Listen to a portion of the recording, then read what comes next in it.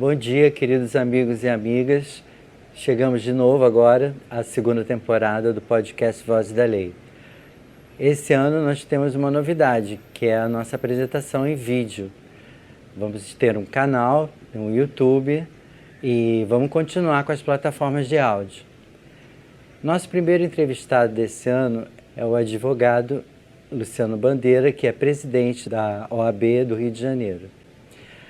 Tudo bem com você, Luciano? Tudo ótimo, prazer estar aqui no Voz da Lei. Prazer é nosso. Olha, primeiro o que eu gostaria de saber é o seguinte, quando a gente pergunta para os advogados, a gente quer saber primeiro o que motivou eles a seguir nessa carreira, né? Se era uma questão familiar ou se foi uma coisa de decisão própria. Não veio do ambiente familiar, eu sou o primeiro advogado da minha família, a tradição da minha família era outra, meu pai era engenheiro, minha mãe professora de português, meu avô era médico, meu irmão mais velho é médico e eu fui o primeiro advogado da família. Eu acho que era uma ligação mais forte com as ciências humanas, com gostar de ciência política, da sociologia, da história, e eu acho que essa afinidade me levou a optar pelo direito. E dentro da faculdade de Direito, eu tive a certeza de que eu não seria juiz, não seria promotor, que eu seria advogado. E aí surgiu a paixão pela advocacia, pela possibilidade de defender direitos e a possibilidade de modificar, sem dúvida nenhuma, a vida das pessoas e da sociedade. Você foi um dos fundadores e presidente da subseção Barra da Tijuca. O que levou esse direcionamento dentro da advocacia, trabalhar dentro da OAB? Eu acredito que foi algo natural, não era algo planejado, foi um movimento que surgiu ali de advogados e advogadas que me buscaram, na verdade, a verdade é essa, para que assumisse esse movimento da criação da subseção da Barra da Tijuca, me tornando o primeiro presidente e depois fui reeleito presidente e fiquei lá por 2 mandatos na OAB da Barra da Tijuca para depois ir para a seccional. Mas a ordem não foi nada planejado, só que a ordem ela se tornou uma paixão, um amor muito grande que nós temos pela advocacia e que reflete na ordem, que completa 92 anos de existência e que foi tão importante na construção do Estado brasileiro, na construção da democracia brasileira, e ela é fundamental para que existam cidadãos que possam ter os seus direitos e garantias fundamentais preservados. Então, eu vou pular um pouquinho, que você falou tão bacana sobre a ordem. Você acredita que a Ordem dos Advogados ela é quase que uma classe política? Eu não acredito que política, todos nós fazemos política. Nós fazemos política do momento que a gente acorda ao momento que a gente vai dormir. A gente faz política nas nossas relações familiares, a gente faz política nas nossas relações profissionais, a gente faz política no condomínio que a gente vive. Porque a relação pessoal, a relação em sociedade é uma relação política. Isso não significa que seja política partidária, que são coisas diferentes. A política partidária, ela é essencial e importantíssima para o desenvolvimento da democracia brasileira. Nós temos que, ao invés de criminalizar a política, valorizar as pessoas que se dedicam a isso. Mas a ordem, ela tem que ter uma autoridade moral, uma isenção e um distanciamento. Então a ordem, ela faz política, ela faz a política dos direitos humanos, a política da democracia, a política da defesa dos direitos, a política da defesa da sociedade. Mas a ordem, ela não pode nunca cair no risco de fazer política partidária, porque aí ela perde o distanciamento e a autoridade moral para poder criticar, para poder fiscalizar. E essas são funções essenciais da ordem. O que é a Casa das Prerrogativas Celso Fontinelli? Você implantou isso na OAB, né? E quais são os principais direitos dos advogados que hoje são os mais ameaçados, você sente? Bem, às vezes é difícil para a sociedade entender o que são as prerrogativas. Prerrogativas, em primeiro lugar, elas não são privilégios. E elas não são dos advogados e das advogadas. As prerrogativas são uma garantia do cidadão. Por que isso? Porque o advogado, a advogada, quando ele está atuando, ele está defendendo o direito de alguém. Então ele precisa ter algumas garantias, porque muitas vezes, ou posso dizer, na maioria das vezes, os advogados eles estão contrariando interesses. sejam interesses do Estado, interesses de grupos econômicos, interesses muito fortes para defender o direito, às vezes, de um único cidadão. Então, o conjunto de prerrogativas, as prerrogativas dos advogados, que são, por exemplo, a imunidade do advogado no que ele escreve e no que ele fala, a garantia do advogado de ter acesso aos documentos, aos processos, às repartições públicas para acessar os elementos necessários para uma defesa de um direito. E também o acesso aos magistrados, aos órgãos da justiça. Basicamente são essas prerrogativas principais. Nós temos outras, mas as principais são essas. Então você vê que esses elementos, eles são necessários para o próprio exercício profissional. Porque se você tiver um advogado com medo, um advogado com receio, como é que esse advogado vai fazer uma defesa criminal? Como é que esse advogado vai defender aquele cidadão de madrugada numa delegacia de polícia no subúrbio? Como é que esse advogado vai enfrentar o poder do Estado para garantir o direito individual de um cidadão? Então, o advogado, a advogada, ela precisa ter essa garantia. Saber que ele pode, com destemor, atuar, que a lei vai proteger a sua atuação. Isso são as prerrogativas, que às vezes são complexas, a sua compreensão é complexa, mas quando você apresenta a defesa do cidadão individual como elemento necessário das prerrogativas, fica fácil para a sociedade entender. E o que é a Casa da Advocacia Celso Fontinelli? Me dá muito orgulho de ter implantado essa estrutura. Ela simplesmente é a maior estrutura do Brasil voltada para o exercício profissional. Nós observamos que era muito necessário para os advogados, e nesse novo mundo onde os processos são eletrônicos, as audiências e os julgamentos muitas vezes são feitos de forma telepresencial. A tecnologia entrou. E não adianta a gente lutar contra a tecnologia. Nós temos que criar mecanismos para que a tecnologia seja um elemento favorável à nossa atuação.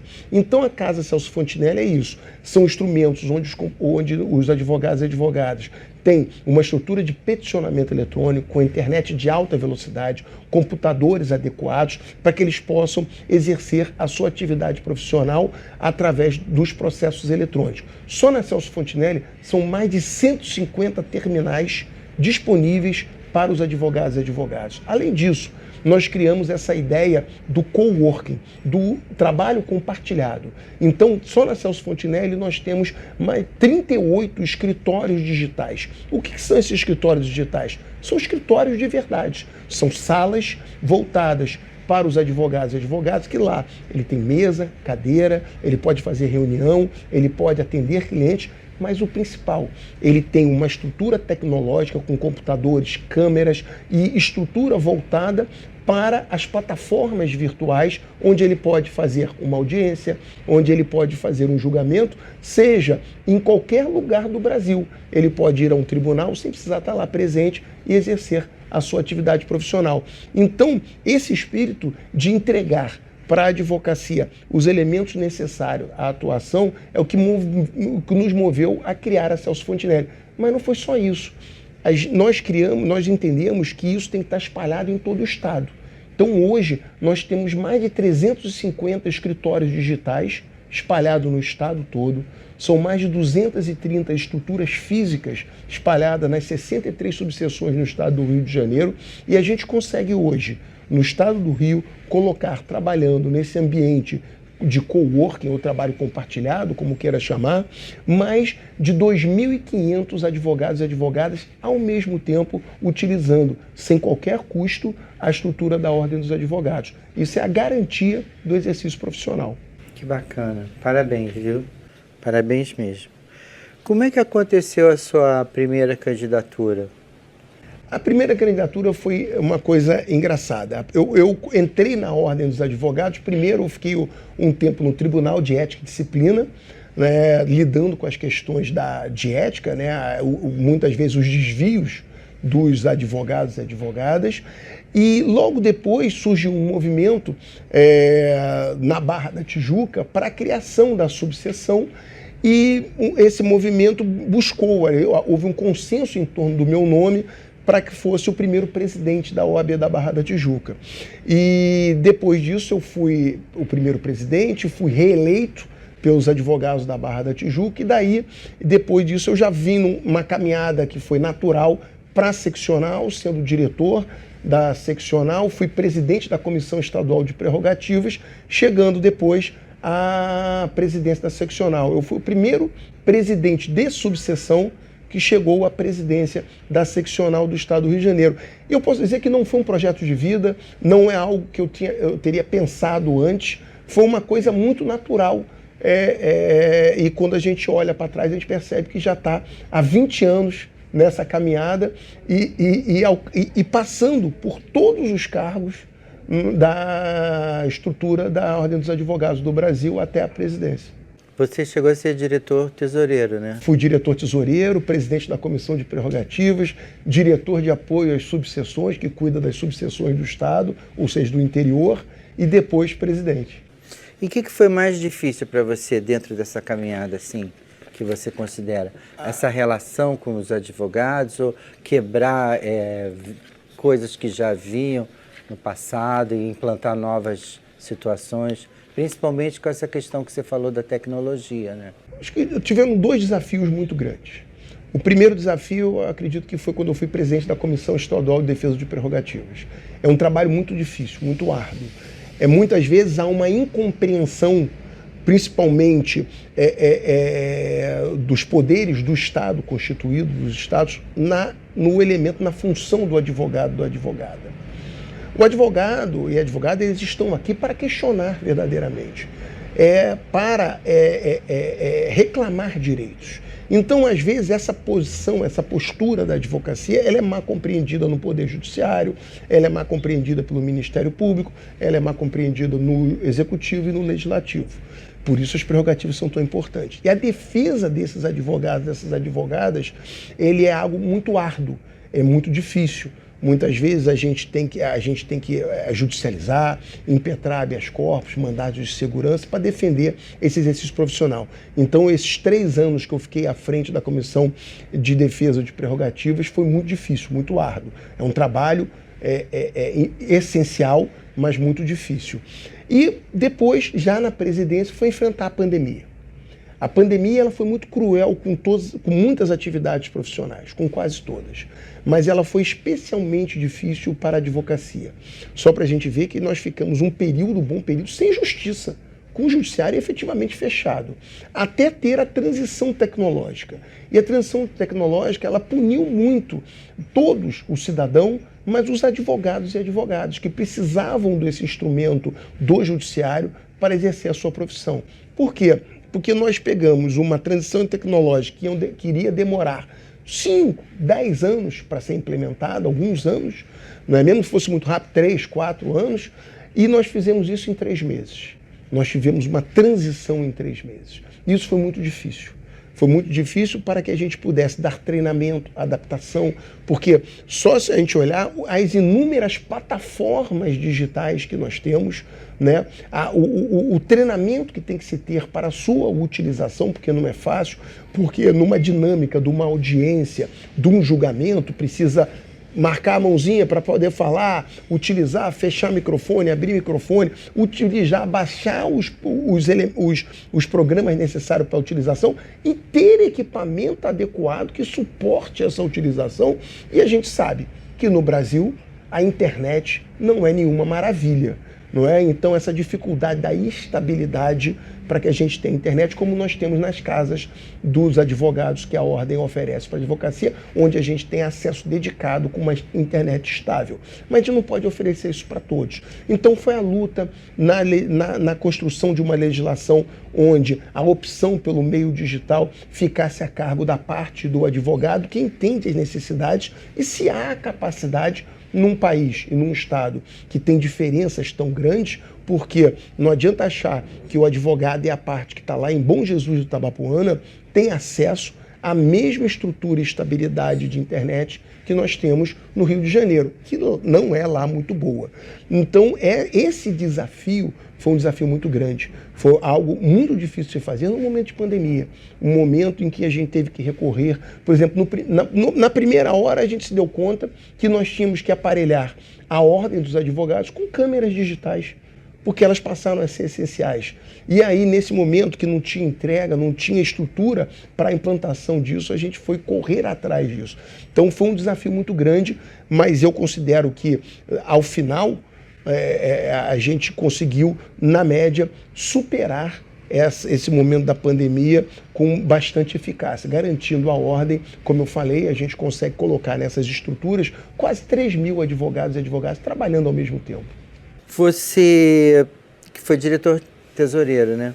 E essa questão financeira da ordem, você também se preocupa com isso? Como é que vocês avaliam esse momento que a gente está vivendo de crise e a própria ordem como instituição andar, caminhar? Como é que é isso que acontece? Não, me preocupa muito, é algo que eu tenho muito cuidado. Acho que por ter sido tesoureiro como presidente eu tenho muito cuidado com isso. Nós temos uma gestão, uma primeira gestão, e vamos continuar na segunda gestão, uma gestão muito austera, ou seja, de corte de economia, sem gastos supérfluos, voltando isso totalmente para a advocacia. A ordem tem um grande problema. Em razão da sua independência, a ordem ela não recebe nenhuma verba pública, não tem nenhum recurso público. O único recurso de toda a estrutura da ordem dos advogados, ela é feita com a anuidade dos advogados e advogadas. É a única fonte de receita. Então, essa anuidade, ela tem que ser muito cuidada, muito trabalhada. Para você ver, a ordem é uma estrutura muito grande. Ela é uma estrutura muito grande porque a advocacia precisava de apoio. A advocacia precisava que nós oferecêssemos, por exemplo, o recorte digital, que foi a primeira coisa, o primeiro grande avanço tecnológico da ordem. Todos os advogados e advogadas, eles têm os seus processos através das intimações pelo Diário Oficial. Todos os advogados e advogadas do Estado do Rio de Janeiro recebem todo dia, sem nenhum custo, da ordem, as suas publicações no seu e-mail todo dia de manhã. Não é? Isso é um elemento fundamental. Antes disso, os advogados e advogadas tinham um custo pagavam empresas de leitura do Diário Oficial para terem acesso a isso. Da mesma forma, nós temos quase 800 funcionários no estado todo espalhados, nas 63 subseções, funcionários treinados no peticionamento eletrônico, na estrutura de acesso dos advogados e advogadas ao Poder Judiciário para auxiliá-los. Ou aqueles mais velhos que não têm tanta compreensão desse mundo tecnológico, as dificuldades que têm são sistemas específicos, e nós temos um outro grande problema, que é cada tribunal tem um sistema de processo eletrônico diferente do outro. Então, essa é uma outra coisa que a gente tem, um problema grave. Não é integrado tudo. Ainda não é. Pode ser que a gente consiga um dia que isso seja integrado, mas ainda não é. E então esse é um outro problema que a gente enfrenta. Então a gente tem que ter funcionários treinados para auxiliarem os advogados. Às vezes ele precisa peticionar na Justiça Federal, às vezes é na Justiça do Trabalho, às vezes é no Tribunal de Justiça, a outra é na Justiça Eleitoral. Então a gente precisa ter essa estrutura. Além de tudo isso que a gente faz, transporte para os advogados, que a ordem dá, levando de um fórum para outro, não só no centro da cidade, como também em muitas subseções, Petrópolis, Barra Mansa, Volta Redonda, e muitas dessas subseções, nesse transporte, trazem o advogado do interior, pelo menos uma vez por semana, para aqui, para a capital, onde estão os tribunais para as questões de segunda instância e recurso, facilitando com que esse advogado possa, sem nenhum custo, ter esse transporte, que às vezes faz uma diferença muito grande. A gasolina, o transporte, o custo da manutenção do automóvel, os pedágios que têm que ser pagos. Então isso tudo custeado pela ordem.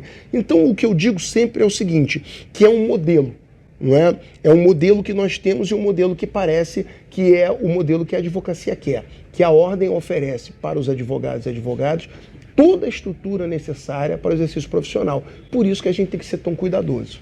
Como foi sua campanha para a reeleição?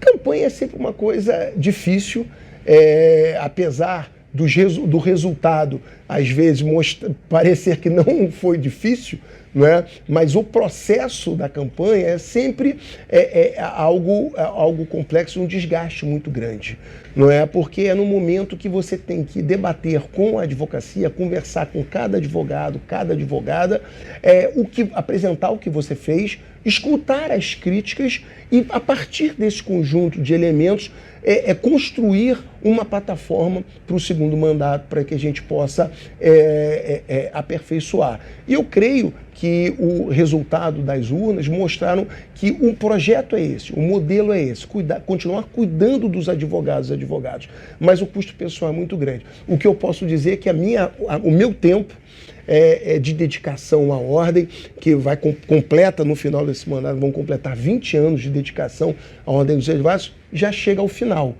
A gente tem que também, e eu acredito muito nisso, na renovação, na passagem de bastão, porque a gente nunca pode cometer um único erro que ninguém pode cometer.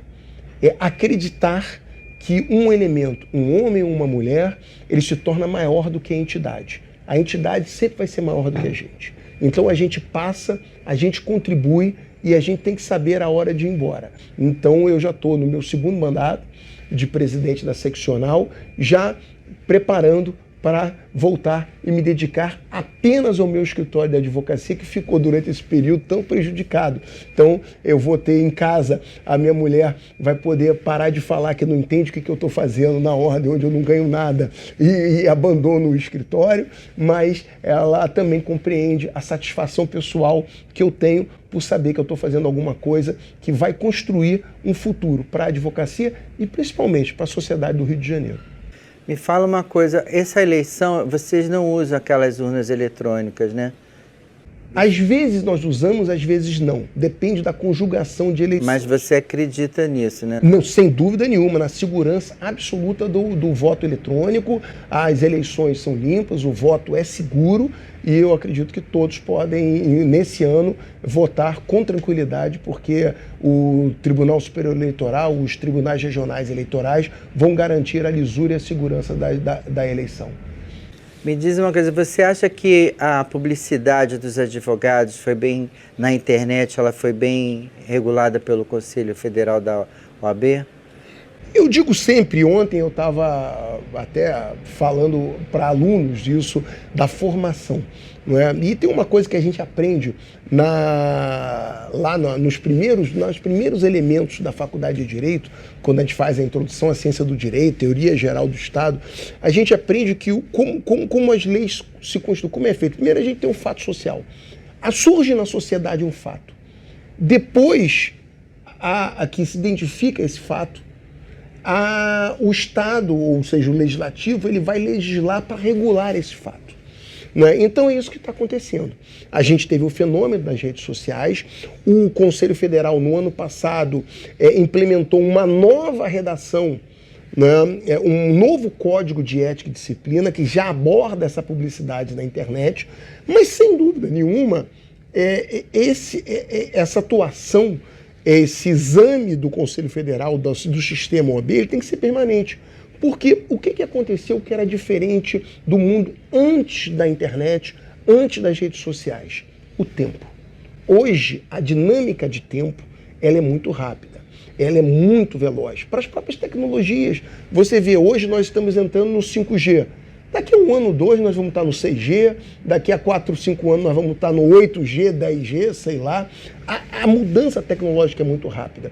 O número de plataformas de redes sociais que nós temos hoje é enorme. Antigamente nós lembra, começou com aquele Orkut, hoje tem Facebook, Instagram, tem LinkedIn, tem Twitter, né? Twitter, WhatsApp, Telegram. Então nós temos várias plataformas diferentes. Então, a perseguição, ou seja, a busca da regulação, do equilíbrio disso, vai ser sempre, nós vamos estar sempre devendo alguma coisa. Mas eu acredito sinceramente que ainda é um passo muito grande para a regulação dessa propaganda em redes sociais. Há uma representação efetiva das mulheres nos principais cargos da diretoria da OAB do Estado?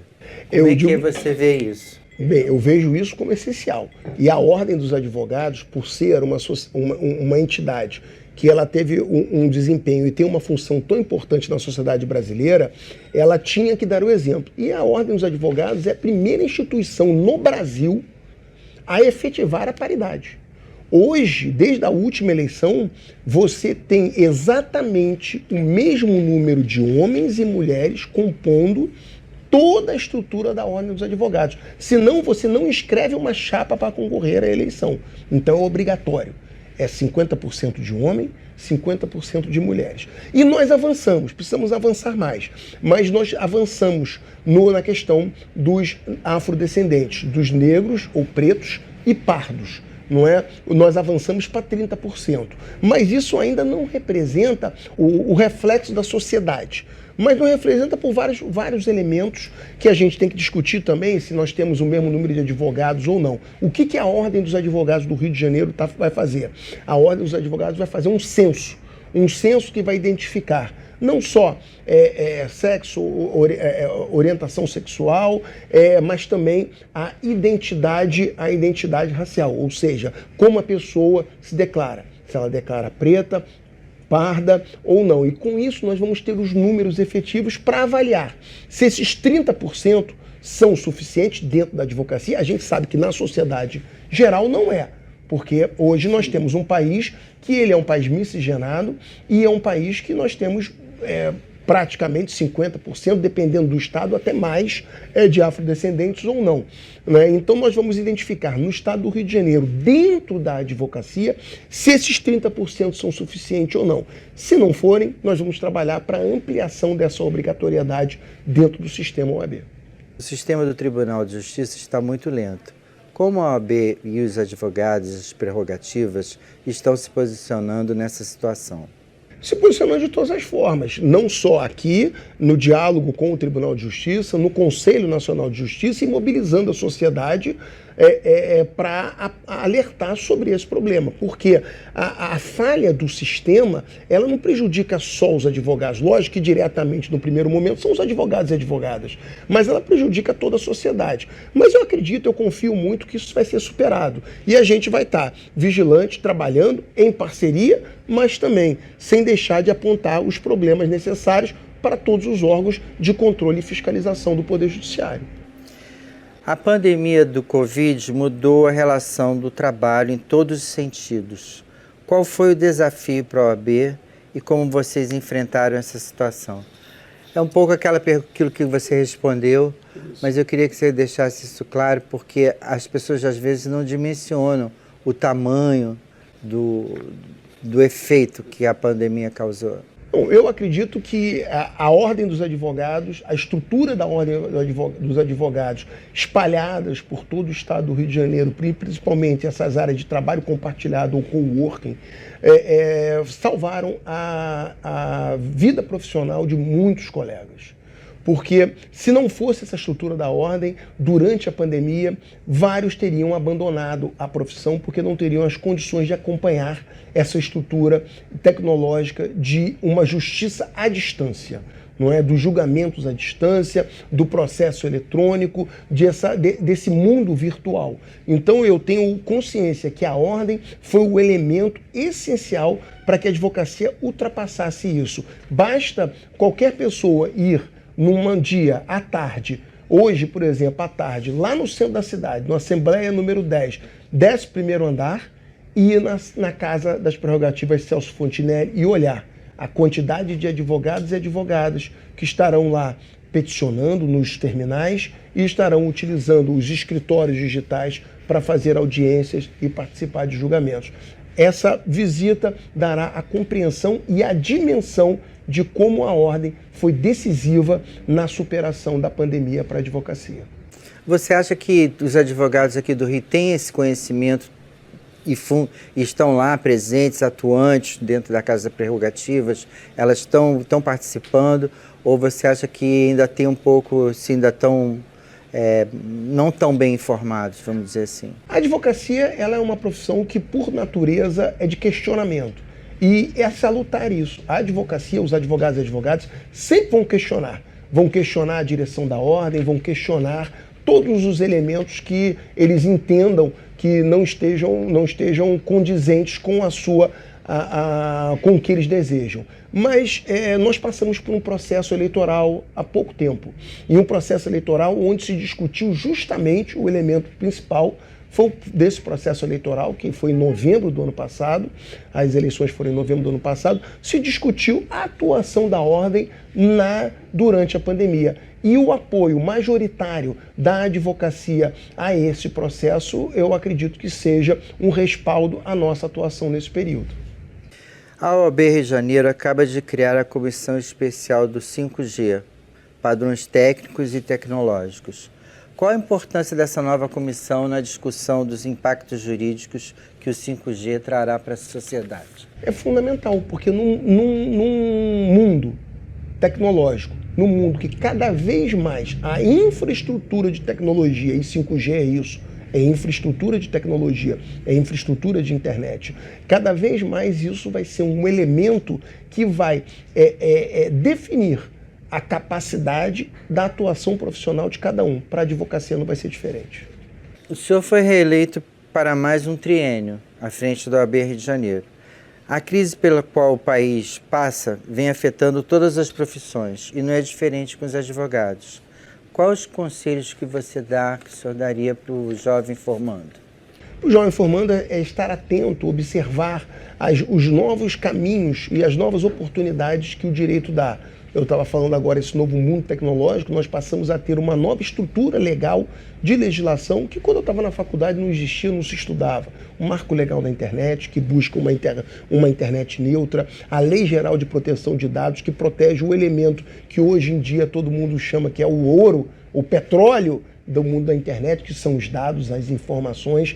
Então esses são caminhos, ambientes onde pode se desenvolver profissionalmente, que é um terreno absolutamente novo para o desenvolvimento.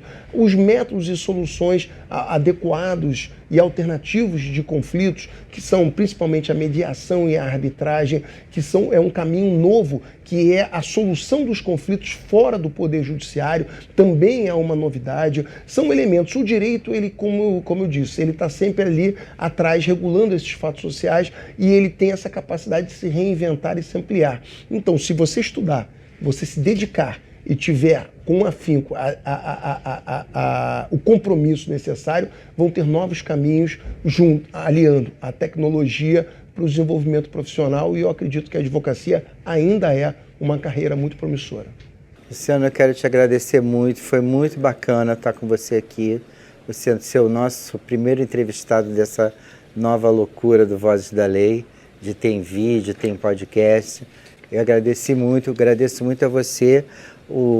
Nós temos o apoio do 15º Cartório, que até a Michelle e a Fernanda indicaram você a estar conosco, e foi super bacana. E que você tenha uma jornada incrível nesse teu triênio novo. Muito obrigado, eu gostei muito de participar e foi muito bacana.